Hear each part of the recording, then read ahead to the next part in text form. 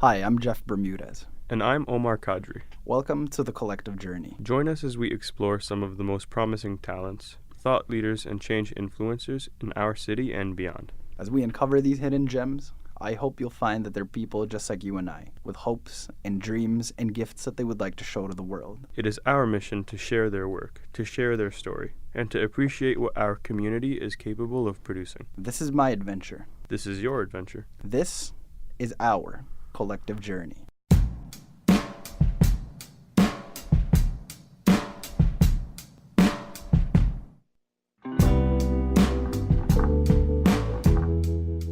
Welcome to another episode of The Collective Journey. I'm your host, Jeff Bermudez.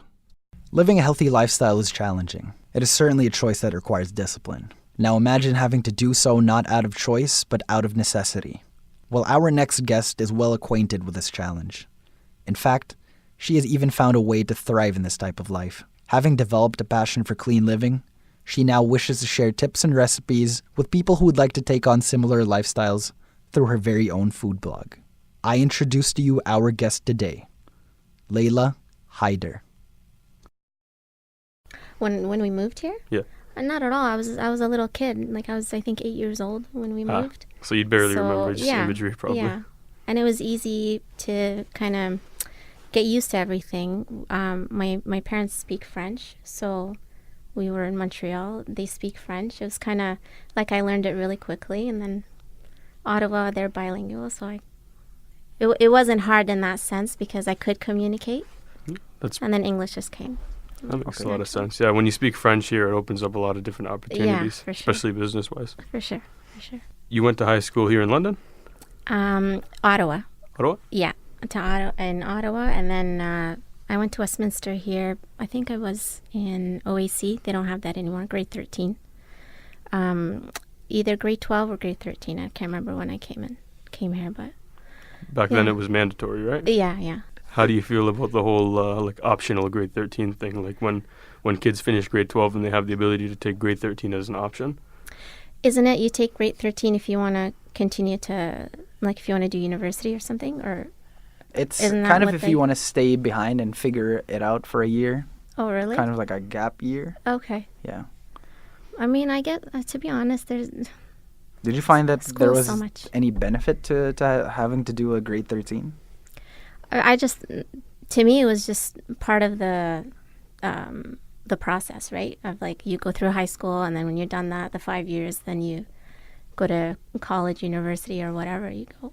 So to me, it's never something I thought about. You know what I mean? Okay. Because it was something I had to do. So. Do you feel that it was necessary, or do you feel that you could have progressed if you did things a little bit differently? I think maybe to me at the time, yeah, it made sense. It was necessary because it was the year right before you went to university. Mm-hmm. So to me, it was okay, it prepped us to go there. You know what I mean? So yeah, but now that they got rid of it, I guess they never needed it in the first place. But maybe they might go down another year. Who knows? Only 3 years of high school. I don't know. I think it's good the way it is. Yeah? 12, yeah. So I imagine, if you went to university, you probably went through a phase where you were trying to be decisive about, what your next step was coming out of high school. For sure. So were you one of those people that were very firm about what you wanted to do? You had a plan coming out of grade 12, which program you wanted to get into, and kind of had an idea of career? I actually wanted to be a lawyer, funny enough. But how to get there, I didn't know. I knew you needed a degree, and then you apply for your LSATs, and then, all that stuff. But I didn't really know. Going in, I think you do social studies or something. You do the general year, and then you kind of go specific from there. But I was told that philosophy was the right way to go if I wanted to pursue being a lawyer. So that's what I did. And I took a few courses in psychology, and I really loved that. So I ended up majoring in both. And did you end up taking the LSAT? No. No, okay. I studied. I never took it. Just because things kind of changed. I started thinking, do I want to be in more school? do I want to do that?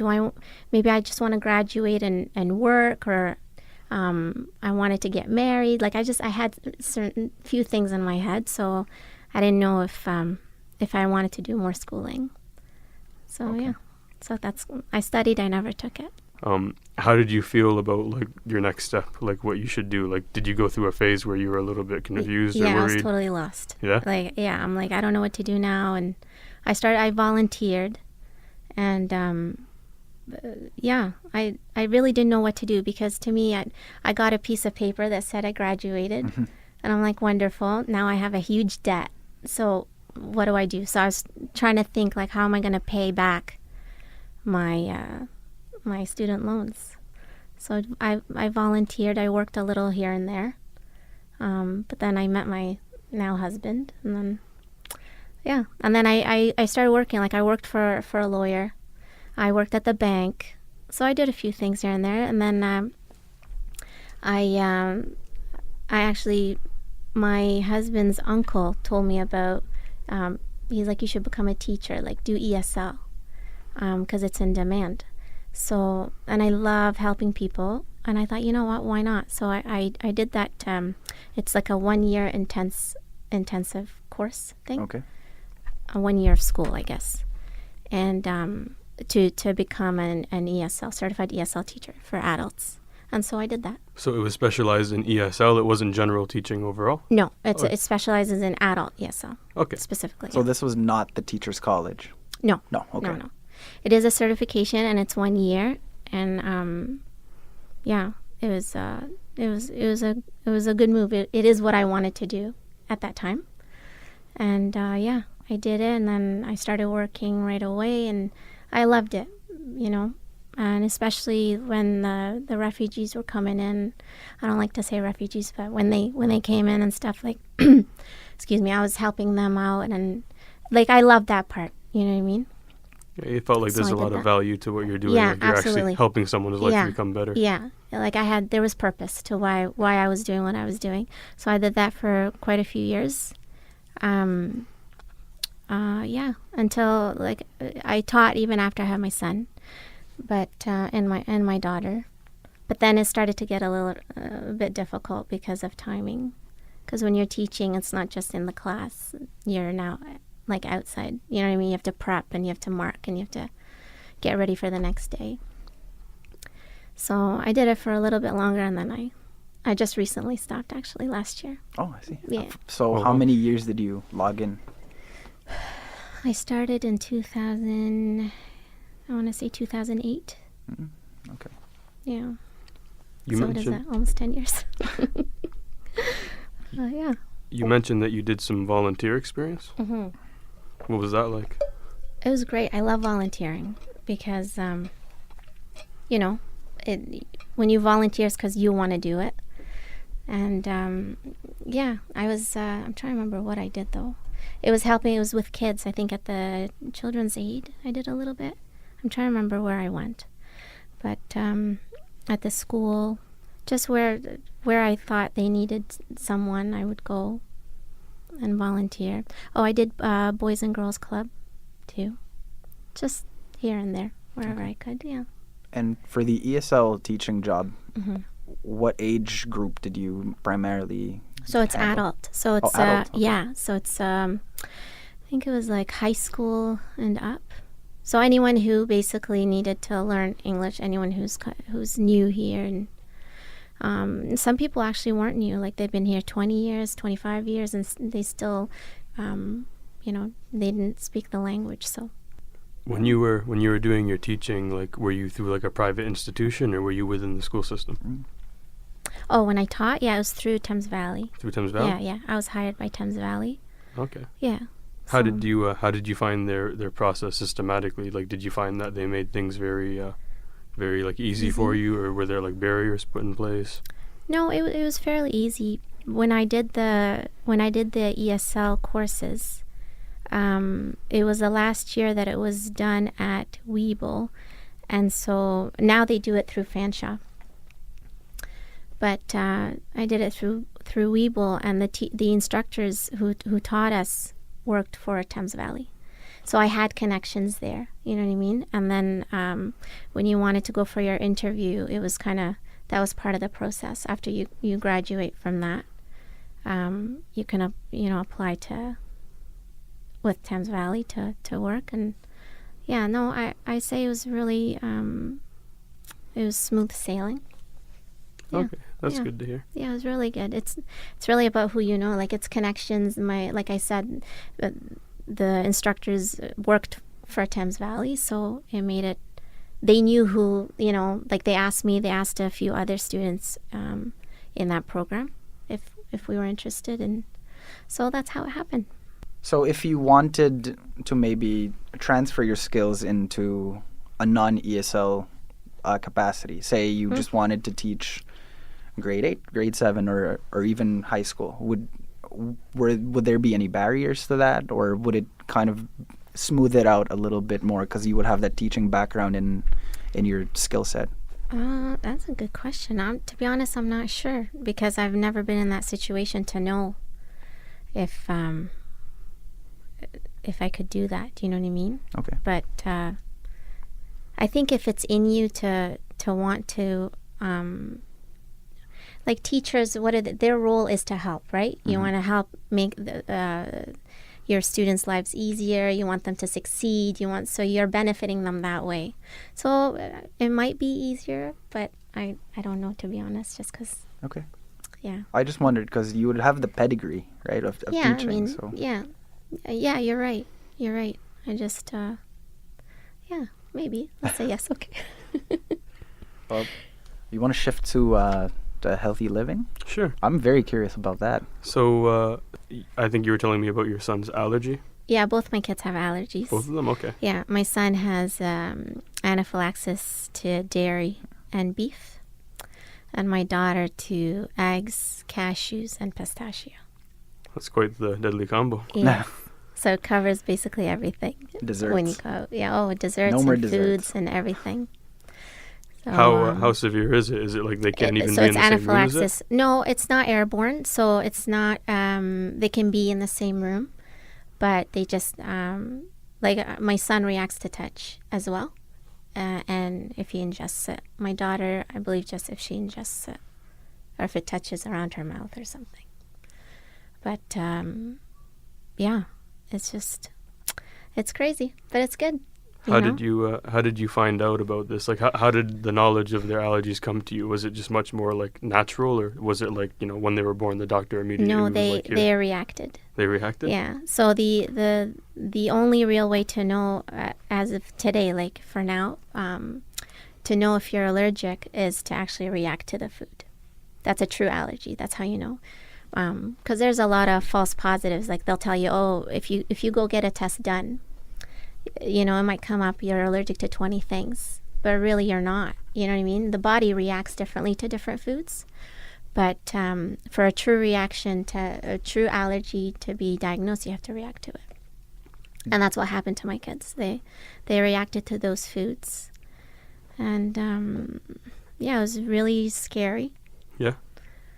I'd imagine. Yeah. Because you probably just don't know what's going on in that I moment. had no idea, because honestly, growing up, but I was not around. We didn't know anybody who was allergic, and if somebody had an allergy, you didn't know about it. You know what I mean? It wasn't as common as it is today. So, I was a brand new mom and no knowledge of allergies. So it was kind of, it all happened at once. Definitely a big learning experience. I imagine. Yeah, for sure. So I guess now that there's a clear picture of what to avoid and how they react to certain allergens, do you think that it provides a hindrance to their quality of life? Not at all. Not at all. Not at all. Because honestly, this is going to sound a little strange, but to me, their allergies are a blessing in disguise, because my husband and I always ate healthy, or we thought, and then when we found out about my son's allergy first, because he's older, it changed everything, because I realized how much dairy itself is in everything. like things you wouldn't even think of, like gum. Some gums have dairy in it. Some medicine has dairy in it.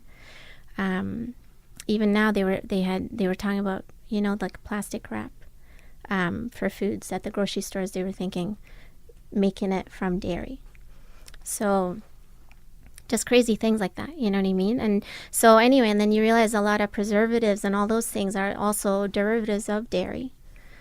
So, it started out as me avoiding just their allergens, but it's become a lot more than that. Now I avoid things that are, what I feel is not a benefit to them or us. Okay. Yeah. So you've taken a more proactive Definitely. approach. Okay. Yeah, 100%. So kind of snuffing it out before it even becomes an Yeah. issue at all. Yeah. Okay. Just, because you realize, like, I have a few friends who have kids with allergies, and they, it's up to you, right? You choose the road you want to take. So some parents say, well, it's good enough for me that I avoid the allergens. And then others say, no, I want to do more. So for me, because my husband and I read a lot about their allergens and just the stuff they're going through, I found out a lot more. Like, why do they put certain ingredients in certain products? Okay. Why is that needed there? And can you do without, And I make everything at home. So the stuff that I make at home does not have the stuff that's in the packaged foods. So then it's not needed. Do you know what I mean? Yeah. That's how I think about it. Okay. Yeah. It doesn't last as long, but I'm okay with that. And you said that you and your husband had eaten rather healthy, relatively. Yeah, relatively used to, yeah. For sure. Was that just from each of your personal upbringings, or did this come about when you had gotten together? No, we've always, I don't know about him. I think he's the same, but we've generally been, we met and we shared that, eating healthy, working out, and just living a healthy lifestyle. But we went out, we ate at restaurants, and we did that, but then we chose, maybe like fish instead of like, you know what I mean? We didn't get fries. So salad instead of that. We did that, but then, I don't want to put a damper on things, but like even restaurants, we don't go out to eat. Like my husband and I seldom do that now, but like we don't go out with the kids, just to be safe, to avoid the allergy thing. But also really like the stuff they put in the foods is, I start thinking like, who's making my food and how are they doing it? And what about the ingredients that they're picking? Is it good? Is it, all those things play in my mind. Okay. Yeah, there's definitely a lot of uncertainty, Yeah. when it comes to that sort of a thing. Yeah. Now, before you discovered your children's allergies, Mm-hmm. were you accustomed to like home cooking and like making meals yourself and everything like that? Yeah. I've always loved cooking and baking. So, yeah, I always liked doing it. Really after I got married. Yeah. When I was living at home, no, my mom just did all of it. I watched her, I helped her, but doing it myself definitely after I got married. But I loved it.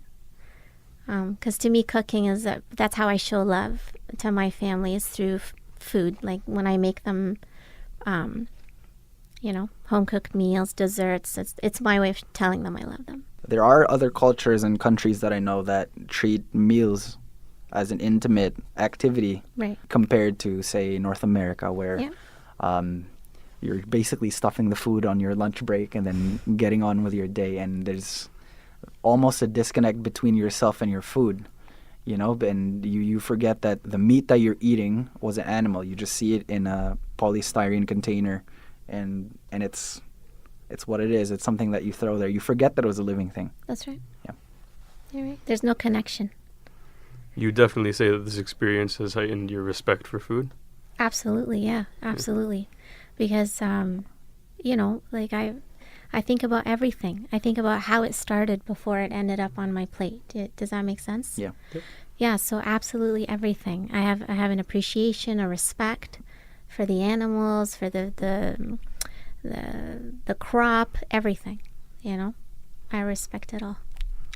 Do you ever cheat? Like, do you ever have fast food? Go to McDonald's, No, crush like it a doesn't Whopper or a Big no. Mac, anything like that? No, it doesn't interest me. I used to be honest, when I was university. You know, it's a hard life in university or college, because it's just, you know, you want to study, you want this, you don't think about these things even though you should. Yeah. But as soon as I graduated, it stopped. Like it was never part of me. You know what I mean? Yeah. To go out and eat the fast foods and things like that. What was your go-to? Like the most, I guess, quote unquote, unhealthy thing that you say you That I you used have? to? Yeah. Oh, it was at Burger King. Is it Burger King? I think so. The fish burger. Oh, Is and it a it's a fish fish. burger? Yes, fish. Okay. Well, I guess That was like, my like you were saying, indulgence. you always chose fish over Yeah, over the yeah, other right. one. So There at least that's the progenitor to Healthier. your good habits, right? Maybe. It's definitely very difficult because the key word is fast, right? When you say Right. fast food, Right. it's like just like that, you go and you get it, and there's no like effort, there's no and like it's an accomplishment when you train yourself to get to that point to resist, because not only is it very easy to access, it's also in your face all the time, That's right. right? I mean, if you go on like Instagram or if you go on like TV, right, you're eventually going to see like an ad like $2.99 for Burger That's King right. nuggets. Yeah. It's like, and it's just right there, right? Yeah. And how often do you see like something that's a little bit more like healthy, right? Right. Just be like, oh, like here you can buy this bunch of asparagus or Right. kale or some grapefruit, right? You're right. You're not going to see that information as much. Absolutely, because it's more work. I don't know. There's so much information about nutrition out there that like sometimes you It's just don't know so what to much. believe. Well, that's why you should do your own research, right? That's for- why you read a lot, and if you're not happy with if you're not happy with an answer, look up another one. How would you describe your diet? I don't know. How do I describe my diet? I want to say clean. Clean is a tricky word, but I want to say it's lots of fruits and vegetables, meat. We'll have meat maybe twice a week. Okay. Mostly that.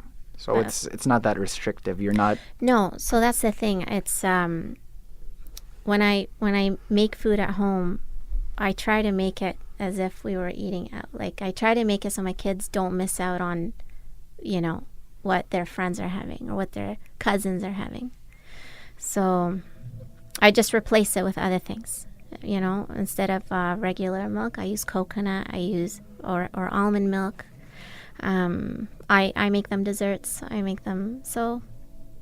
Yeah, I want to say it's a balanced diet. Just one without their allergens. Perfect. Yeah. Did you ever find that you witnessed kind of a transformative feeling, like from switching from old habits to new habits? Like me personally, like I remember when I kind of discovered the rules to eating healthy. I used to just be someone that didn't care. I would just eat whatever looked appetizing to me. Right. But like I remember once I started eating healthy, it kind of was very transformative. Like I felt like my body had a lot more energy. I had Absolutely. more control. Yeah, absolutely. And even my mind. Mhm. My mind definitely made it just things felt a lot better. Yeah. Would you say that you went through a transformative experience at all? 100%. I was addicted to dairy. Can you say addicted to dairy? I was like addicted. Like I would choose cereal over dinner, but it would be healthy cereal. But yeah, I was just milk all the time, yogurt, or what else? Like butter. Like I loved just using those ingredients in my foods. But I always felt like every time I had cereal, I felt like I had do they call it like a brain fog thing? Like you just felt like, I don't know, I just felt weird. Like off, if that makes kinda. sense. Yeah, just off. And then, and I felt heavy. And then when I cut off dairy from my diet, because I was nursing my son, and they said if you want to continue nursing, you can't consume dairy yourself. So once I cut that off, I noticed such a change just from that, I felt lighter, I felt better, my mood was better. Yeah. Was So it definitely. was it completely cut off or just Yeah, 100%. Oh, not Yeah, not just 100%. minimized, just cut 100 off Yeah. And Cold does- turkey, you had to to this day? this day. Wow. Okay. Yeah. What good substitutes do you have for cheese? Because I know that's most of what people can't give up when it comes to dairy. That's true. I think this is old saying. It's like if you want your kids to leave home, stop cooking with cheese. Is that what it is? Something like that. Cheese is awesome. I use this brand called Dea. They make shredded cheese. They make other cheeses, but I like their shredded cheese because I find it's the closest to regular cheese, like taste wise, and it's pretty good. It's made out of pea protein. The taste is very, very similar, if not almost identical. It's really good, and my kids' friends, and it's very popular in my kids' school. My pizza, they request it anytime there's a class party or something, and my kids, their friends don't have allergies in the class, and they love it, so they can't really taste the difference. I find so Dea cheese for sure for their shredded, and then I like this brand. They're called Follow Your Heart, I think is the American one. And then Earth Island, I think, is the Canadian name. And I love them for their sliced cheeses. They're bang on, delicious. So yeah, I put that on burgers, on whatever I make, and it tastes good. So that's the substitute for cheese. But yeah, it's really good. I don't miss it. And I used to love cheese, and I don't miss it. So would you say that like dairy and meat are the main things that you try and like minimize or completely cut out? Like, what about things like, for example, gluten? Or Yeah, no. A lot of people think I'm gluten free too for some reason. I know gluten is very on trend right now, like being gluten free, but I don't believe in that. To me, it's my kids are already without certain foods, so why extend that when I don't feel like they need to, but having said that, I do get organic flour, for example, because to me, I know, like, I try to avoid foods that are heavily genetically modified, and Canadian wheat is one of them, right? Yes. There's certain foods like our wheat, soy, corn. I think I'm missing another one, but those are heavily, genetically modified. So I try to always get organic for those. So to me, that's my way of justifying giving them that. You know what I mean? But I definitely don't cut it out. There's no need to for me. Thank you for joining us. That's all the time that we have for now. But tune in again next episode as we conclude our conversation in next week's installment of the show. If you or someone you know would like to be on the show, contact us through our social media channels. We are on Facebook and Instagram at Collective Journey. And always keep in mind, this is not just my adventure, but it's yours as well. This is our collective journey.